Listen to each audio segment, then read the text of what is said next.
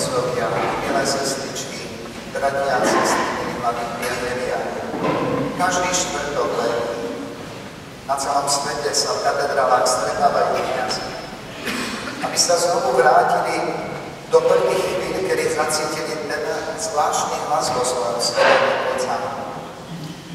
Aby skonfrontovali všetky tie ideály, ktoré vtedy mali vo svojom srdci s životom, ktorý prežívajú ako kňazi dnes. Lebo tak u apoštolov ako i u kňazov dnes možno hovoriť nie len o prvom povolaní, ale Ježiš znovu a znovu volá človeka v priebehu jeho práce k tomu, aby zintenzívnil svoj vzťah k Bohu a viedol tých ľudí ešte intenzívnejšie a bližšie k Bohu. Retrospektíve, keď sa Peter, Ján pozvaní do Getsemanskej záhrady vrátili na slnečné Genezarecké jazero, v ten deň, keď počuli slova od prichádzajúceho Ježiša, poď za mnou, a Šimon a jeho brat Ondrej nechali sieť až za ním. A obdobne,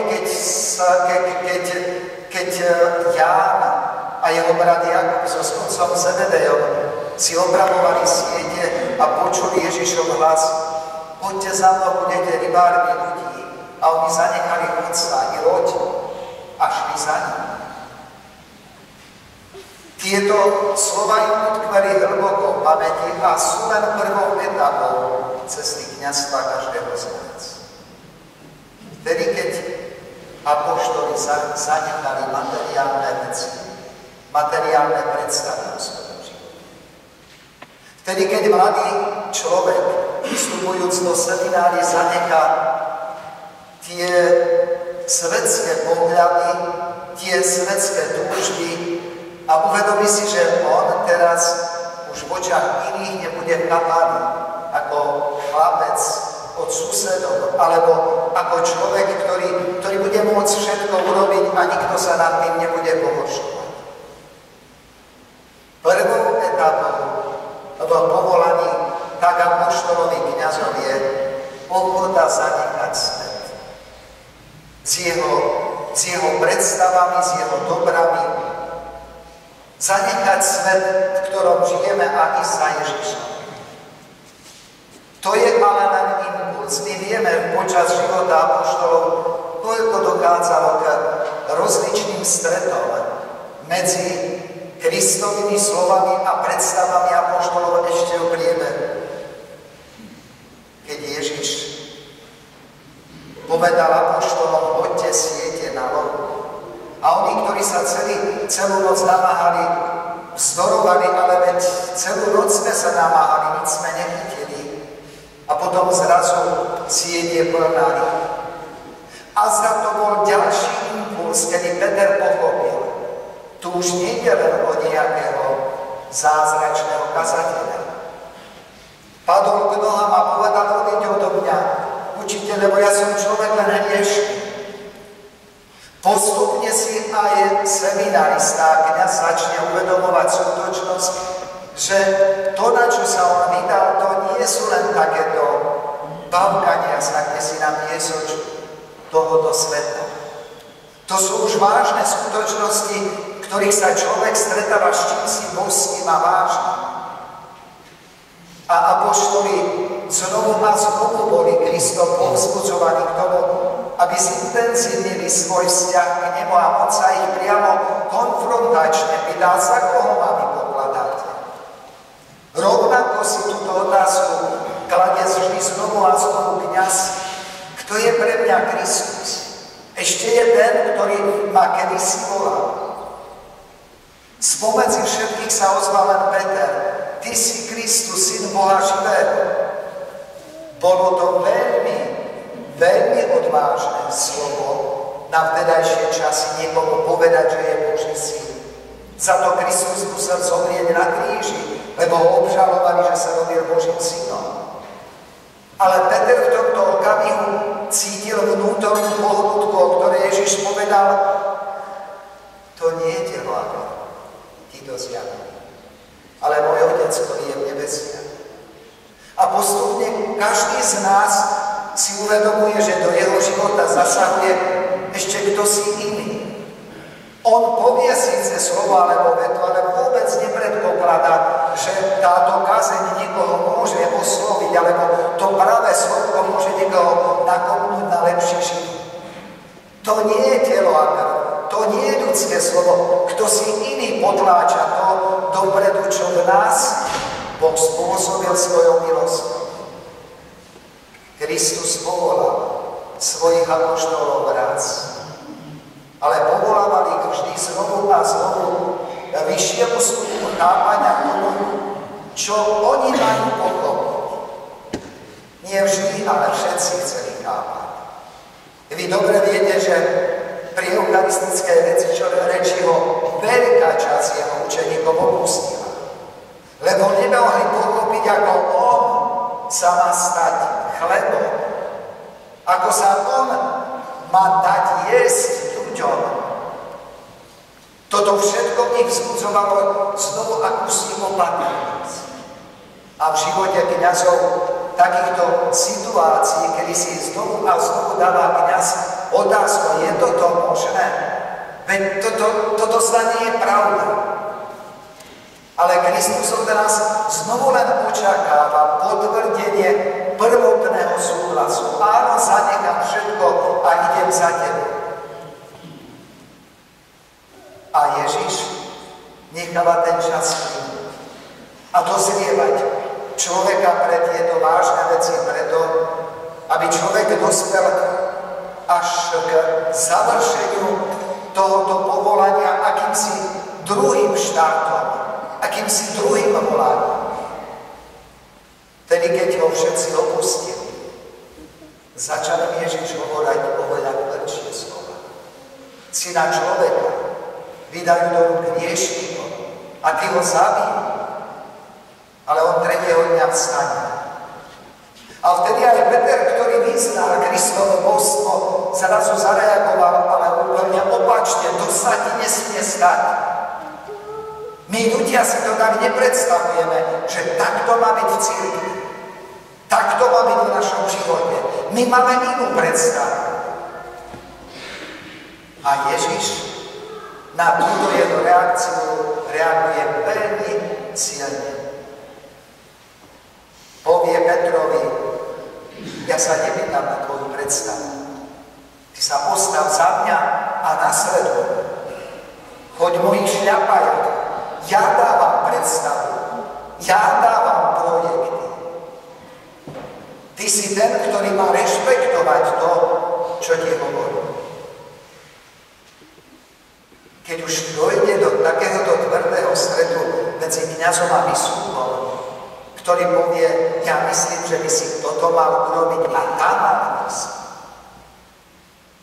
Vtedy je na rade to, čo urobil Peter.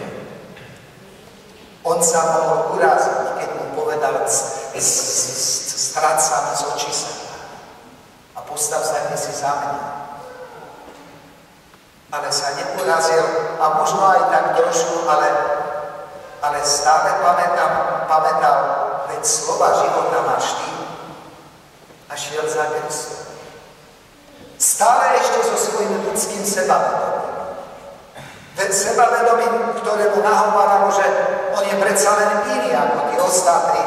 Ja ťa nezraním, hoci vy všetci ťa zraním. Ty mne nebudeš umývať nohy, ja si ťa vážim viac ako ostatní. Predsa to je pod úroveň, že ty mne si umýval nohy. Peter je ešte stále človekom, ktorý chce rozmýšľať tak, ako bežne rozmýšľajú ľudia. Ako aj kňaz mnoho raz zostáva človekom, ktorý chce povedať, ale však čo, veď sme len ľudia, tak aj my. Môžeme si vypiť, oni vypijú, aj my vypijeme. Môžeme povedať, čo si zle, však aj iní, im sa to stane. Môžeme sa rozčuliť, môžeme, sme len ľudia. Ale Ježiš nás vedie k čomu si ešte silnejšie. I Petra k tomu chcel doviesť. To sebavedomé jeho vystupovanie, aj keď všetci ja ťa nezradím, ponižil skutočnosťou zapretia. Kedy Peter pred skúškou povedal, nepoznám toho človeka. A zdá tam až po rokoch si Peter uvedomil svoje ľudské limity, ktoré nedovolili poraziť jeho kňazstvo. Až tam po rokoch si uvedomil, predsa len Kristus má pravdu. A preskúmajte svoje vnútro, drahí bratia v Kristovom kňazstve. Či nie je to aj v našom živote často tak, že až po rokoch si uvedomíme, že my máme svoje limity. To nie naše aktivity, naše kázne alebo naše vonkajšie prístupy spôsobujú to, že sa Boží ľud obracia k Bohu. To je tá vnútorná sila kňazstva, ktorá bola daná nám zhora a od nás sa žiada len uznať ľudské limity a ponúknuť ich Bohu, aby On cez nás posúval ďalej. Ale toto je to už druhé poradie, ktoré zažil aj Peter. Po vzkriesení, keď zažila tú istú situáciu na Genezareckom jazere. Vraciajú sa s lodičkou z neúspešného lovu. A vy si spomínate, že na brehu ich už čaká Kristus. Už má urobenú pahrebu, už má pripravené ryby. Peter mohol veľmi tú asociáciu silne prežívať, keď si spomenul na to prvé volanie, keď oni s bratom Ondrejom boli na Genezareckom jazere chytajúc ryby a Ježiš im povedal, poď za mnou. A vtedy zanechali všetko, ale znovu zdôrazňujem, všetko materiálne, všetko svetské. Čo nezanechali, to až teraz Peter pochopil, keď sa ho Ježiš pýta, Peter, miluješ ma? Miluješ ma viac ako títo? A vtedy si Peter uvedomil. A zda predtým by som povedal z istotou, áno, je to pravda. Ale teraz nesmelo hovorí, Pane, ty vieš, to nie ja viem, či ťa poriadne milujem. Ty vieš všetko. Toto je to druhé volanie Petra, ktorému zveruje riadenie cirkvi, aby sa nie len všetkého zriekol, aby sa zriekol seba, svojich vlastných predstav, svojho vlastného až názoru v veciach, ktoré sa týkajú viery. Aby sa seba zriekol svojho sebectva a ponúkol seba samého. Nielen loďku, siete a materiálne veci, ktoré vtedy zanechali. V živote každého z nás, drahý kňaz, bratia v kňazstve, musí dojsť k tomuto druhému povolaniu.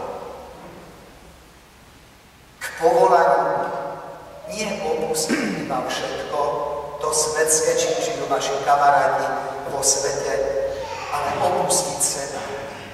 Vlastné sebectvo do tej miery, aby nám ono neprekážalo v tom, čo máme ohlasovať iným a dávať. Mnohokrát túto skutočnosť kňaz nepochopí po celý život. A potom je to tragédia apostácie. Potom je to tragédia odchodu. Alebo tragédia ľahostajnosti, ktorá sa vypomstí nenaplnenosťou kňazského života, nenaplnenosťou svojho povolania a rezignáciou. Kristus nás volá k radosti. Keď apoštolov pozval, poď za mnou, oni to pochopili tak, že zanechali všetko. Ale keď Petra hĺbšie sa pýta, a miluješ ma, naozaj už ideš za mnou, vtedy už pochopí, že to nie len všetko opustiť je potrebné, ale treba opustiť seba, svoje sebectvo. Za matkou Terezou prišiel redaktor, ktorý dával rozličné otázky, ako typu Matka Teresa, vidíme vás, ako účinkujete medzi toľkými ľuďmi na uliciach, zbierate, pomáhate chorým. Ale vy si myslíte, že tá hrstka, ktorú dáte do svojich ubytovní, do svojich ošetrovní, to zachráni svet? Koľky zostanú takto nepoužití? Koľkým sa nedostane také opatrenie? Chcel provokovať ju k tomu, aby rezignovane povedala, že no, je to pravda. Nik z nás všetku tú biedu sveta nezozbieral a nepomôže. Ani Kristus. A vtedy ona veľmi múdro zareagovala, keď povedala: viete, Pán ma nevolá k tomu, aby som bola efektívna. Pán ma volá k tomu, aby som bola verná. A redaktor už na ňu nemá ďalšiu otázku. Ako nemôžeme mať ani na kňaza ďalšiu otázku, keď pochopí túto skutočnosť. To, že na deti všetci nechodia do cerkve, to, že nezvládneš niektoré prípady, ktoré sú ostro protikresťanské, to ešte neznamená rezignáciu, že sme tu zbytoční. Pán nás nie kvôli efektivite volá. On nás volá kvôli vernosti, tomu poslaniu, pre ktoré nás povolal, keď sme začuli hlas Boha. A tak dnes, keď slávime pamiatku ustanovenia kňazstva v súčinnosti s anticipáciou Ježišovej obety kríža pri poslednej večeri, keď premieňal chlieb na telo a víno na krv. Aj my si uvedomíme. Boh nás kedysi zval takým zvláštnym hlasom. Čo už to bolo, čo nás vlivilo po kňazstvu, nech už to je. On nikdy nezasahoval nejakými inými spôsobami, ako takými bežnými normálnymi. Poď za mnou. A my sme sa rozhodli opustiť predstavu svetského povolania, opustiť svoju loďku, svoje siete, ktoré by sme rozhodili, keby sme sa dali na podnikateľské sféry a šli sme za ním. A mnohí si zrazu mysleli, že to už sme urobili veľa. A Ježiš postupne dáva dozrievať svojim apoštolom k tomu, aby pochopili, že až vtedy, keď dopustia seba, vlastné sebectvo, vlastný egoizmus, môžu sa stať účinnými nástrojmi hlásania evanjelia. A my prosíme o to aj v tejto svätej liturgii, aby sme vedeli opustiť vlastné sebectvo. Veď toľko chuťok a túžok človek má. Ťažko sa je zdvíhať.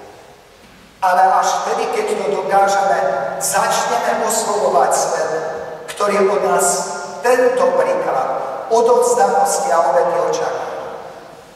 Prosme Máriu, Matku Krista, kňaza, aby vyprosila aj nám túžbu naozaj neprevrhať to krásne a veľké povolanie kňazstva, ale naozaj v plnosti ho dať tým, voči ktorým nás Ježiš povoláva, aby sme im ho hlásali a oznamovali. Nech i táto liturgia bude takým impulzom. Opustiť nie len všetko, ale vedieť opúšťať aj seba. Kristus usredí nás.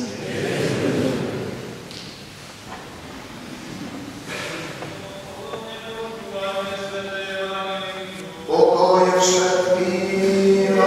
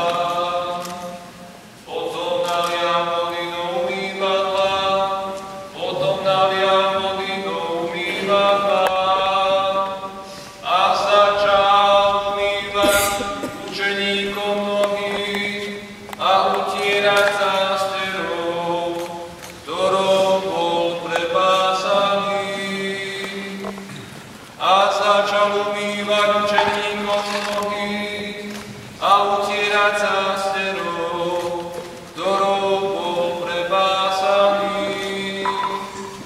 A začal umývať učeníkom nohy a utierať zásterou, ktorou bol prepásaný. A začal umývať učeníkom nohy a utierať zásterou, ktorou bol prepásaný. A začal umývať učeníkom nohy a utierať zásterou, ktorou bol prepásaný. A začal umývať učeníkom nohy a utierať zásterou, ktorou bol prepásaný. A začal umývať učeníkom nohy a utierať zásterou, ktorou bol prepásaný. A začal umývať učeníkom nohy a utierať zásterou, ktorou bol prepásaný. A začal umývať učeníkom nohy a utierať zásterou, ktorou bol prepásaný. Tak prišiel k Šimonovi Petrovi, on mu povedal: Pane, Ty mi chceš umývať nohy. Ježiš mu odpovedal: Teraz ešte nechápeš, čo robím, ale neskôr pochopíš. Peter mu povedal: Nikdy mi nebudeš umývať nohy. Ježiš mu odpovedal: Ak ťa neumýjem, nebudeš mať podiel so mnou. Šimon Peter mu vravel: Pane, tak potom nie len nohy, ale aj ruky a hlavu. Ježiš mu na to: Kto sa okúpa, potrebuje si umyť už len nohy a je celý čistý. A vy ste čistí, ale nie všetci. Vedel totiž, kto ho zradí, preto povedal: nie všetci ste čistí.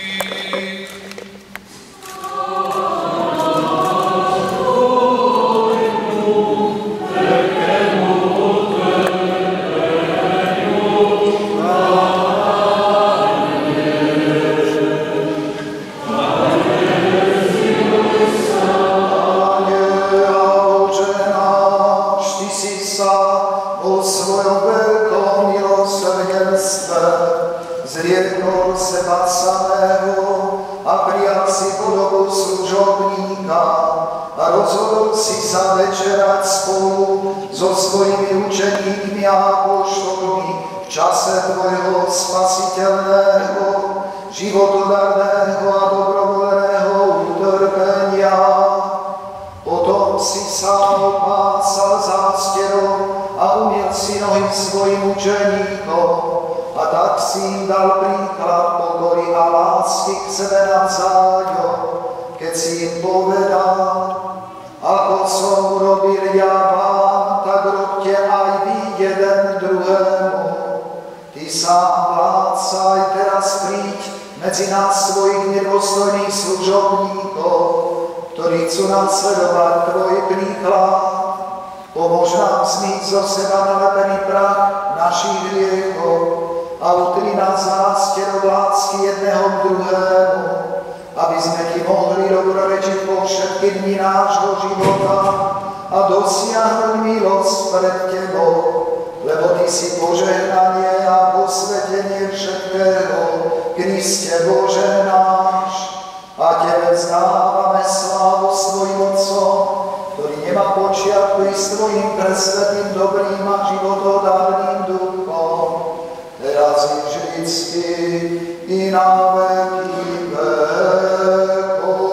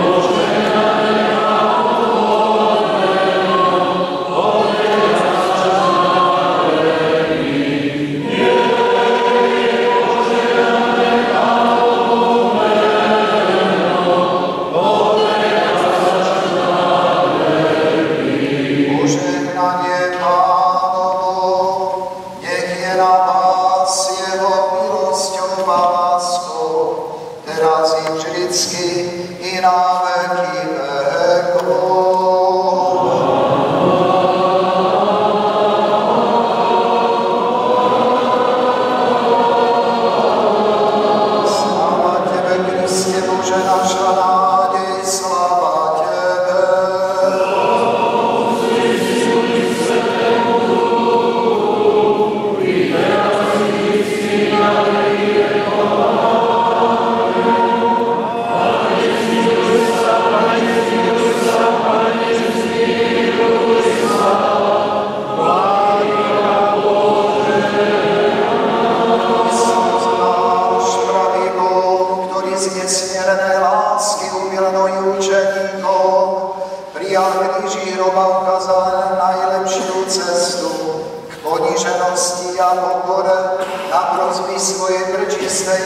Svetých slávnych, vždy chválených apoštolov, slovanských apoštolov Cyrila a Metóda i svätého nášho otca Jana Zlatoustého, konštantinopolského arcibiskupa a všetkých svätých.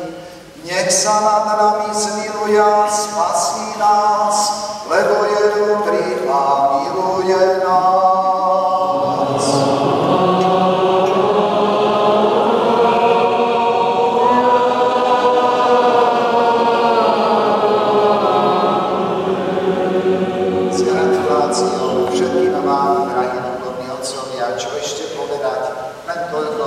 Nebojte sa, že tie požiadavky opustiť všetko a opustiť ešte aj seba sami sú požiadavkami, ktoré by boli mierené proti nám. Opustením všetkého, teda tých vnútorných neustalých túžbov, stávame sa slobodnejší od matérie. A opustením seba samého stávame sa otvorenejšími pre prijatie toho druhého i toho, čo od nás chce. A tak vám už len chcem poprieť, aby naozaj Kristovo kňazstvo robilo vás vždycky šťastnými, slobodnejšími a otvorenejšími, preto aby Boh vo vašich životoch a zároveň v životoch vašich veriacich bol všetko vo všetkom. Ďakujem vám i vám, drahí bratia a sestry, že dnes tak peknej hojnosti ste prišli na túto liturgiu umývania nóg a posvätenia vína. Myslím, že je to z tých posledných rokov a aj najviac. A teším sa s vami z toho, že budeme spoločne vstupovať pomaličky do tajomstiev Kristovho vykupiteľského diela až k tajomstvu života, ktoré nám odhalí svojim vzkriesením, k čomu vám do ďalších chvíľ a dní prajem veľa vnútornej zobranosti, radosti a pokoja Boha. Sláva Isusu Kristu. Všetkým našim kňazom Košickej eparchie, ich rodinám i veriaci, udeľ, Pane, pokoj, zdravie, dlhý život na mnohé a